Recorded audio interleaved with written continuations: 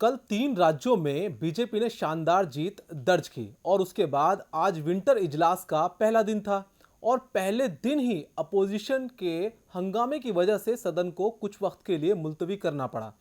संसद पहुंचे मोदी ने राहुल को बताया कैसे जीतेगी कांग्रेस। क्या कुछ कहा मोदी जी ने, आइए सुनवाते हैं। विपक्ष में बैठे हुए साथी हैं, ये उनके लिए गोल्डन अपॉर्चुनिटी है। इस सत्र में पराजय का गुस्सा निकालने की योजना बनाने के बजाय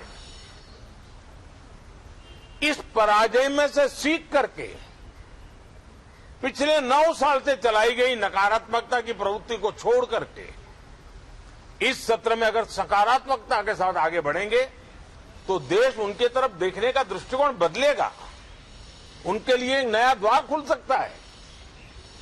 और वो विपक्ष में है तो भी उनको एक अच्छी एडवाइस दे रहा हूं कि आइए सकारात्मक विचार लेकर के आइए। अगर हम 10 कदम चलते तो आप 12 कदम करके फैसला लेकर के आइए।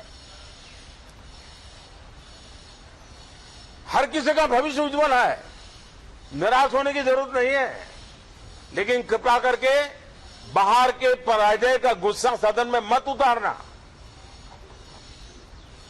हताशा निराशा होगी, आपके साथियों को आपका दम दिखाने के लिए कुछ न कुछ करना भी पड़ेगा।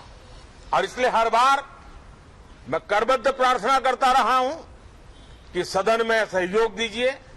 आज मैं राजनीतिक दृष्टिकोण से भी कहना चाहता हूं कि आपका भी भला इसमें है कि आप देश को सकारात्मकता का संदेश दें, आपकी छवि नफरत की और नकारात्मकता की बने, वो लोकतंत्र के लिए अच्छा नहीं है।